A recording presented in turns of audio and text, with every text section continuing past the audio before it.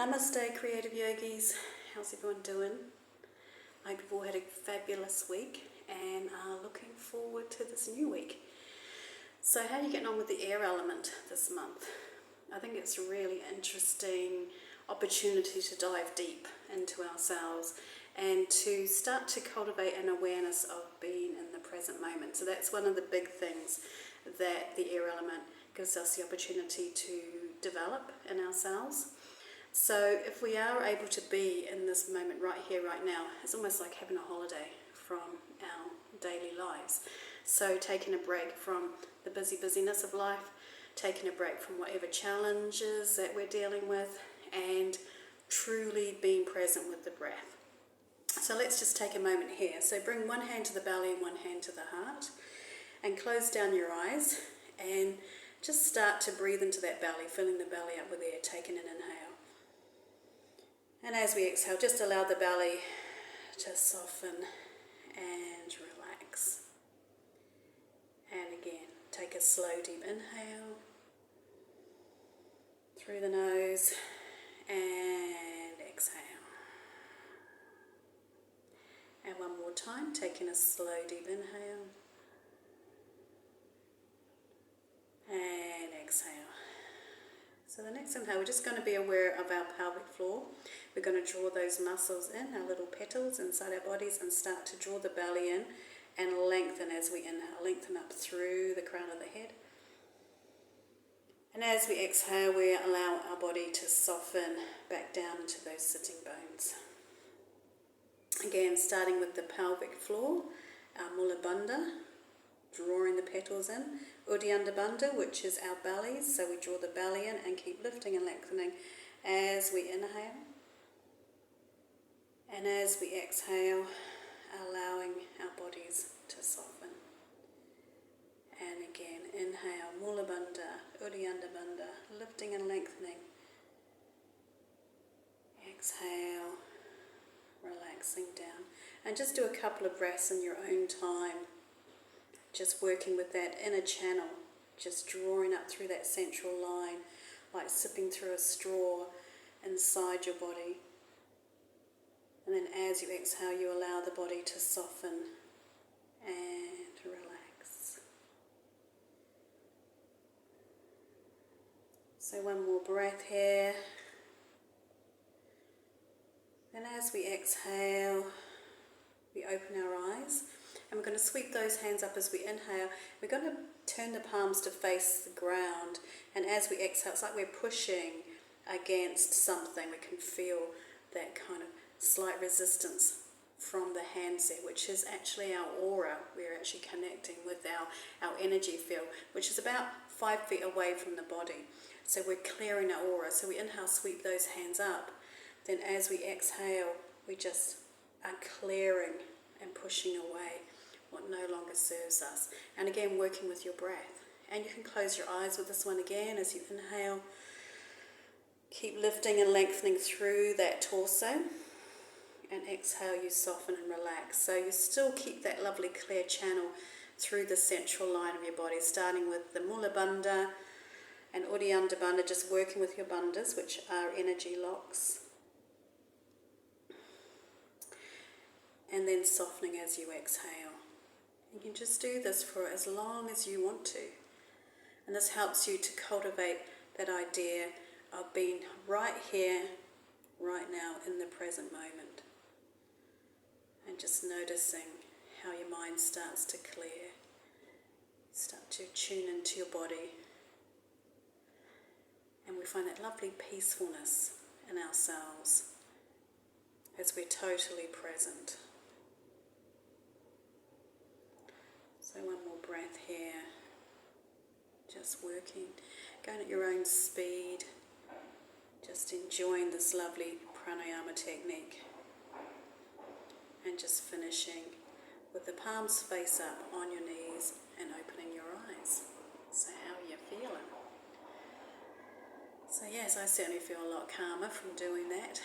It helps to just really switch off from that busyness and find your way to right here, right now. And this is a beautiful moment because we're truly connected to ourselves.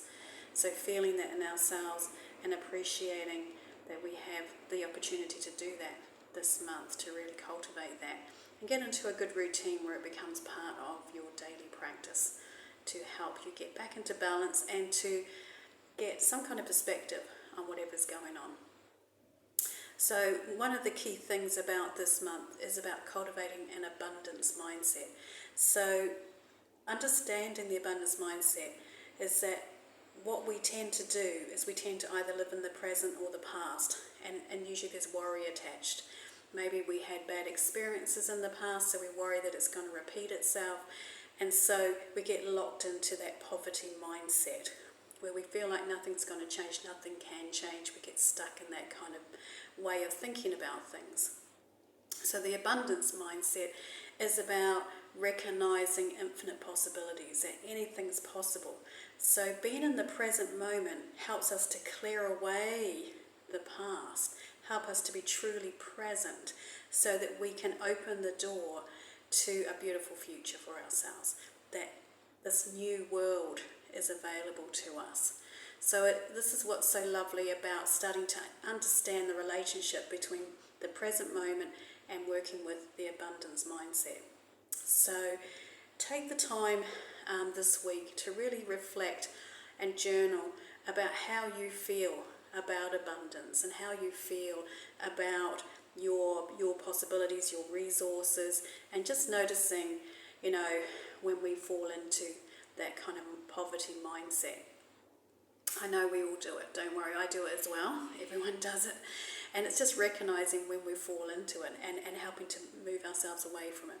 So I think essentially the poverty mindset really is based on fear that we don't have enough, or we're not enough, or we're not worthy, those kind of things. So I actually fell into this for the last couple of weeks because I was working a lot. And I didn't want to stop, even though my body was telling me that I needed to rest. I just thought, because things are seasonal here, I had to work while the money was around, while the work was around.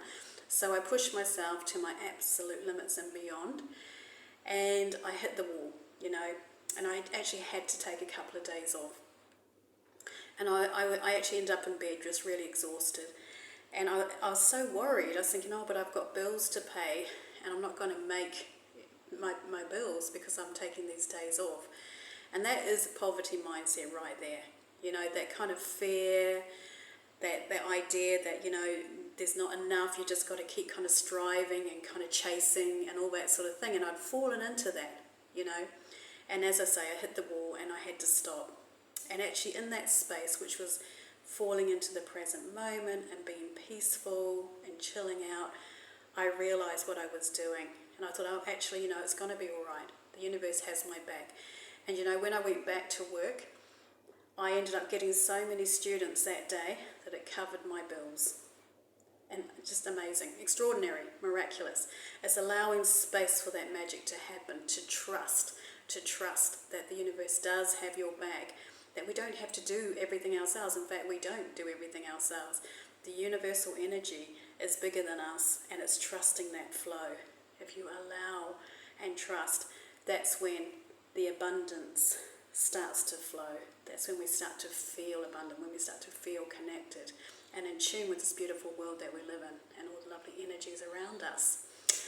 So this month is all about finding our way to that. So as I say, the key thing is just practicing working with the present moment.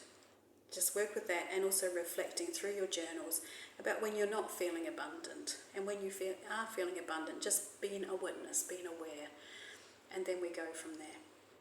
All right, so have fun with that this week. Obviously, always be compassionate with yourself. As I said, I'm a yogi and I still fall into it, so don't worry, we all do. And it's just recognizing it, maybe having a little chuckle at yourself, and just putting your best foot forward, moving on.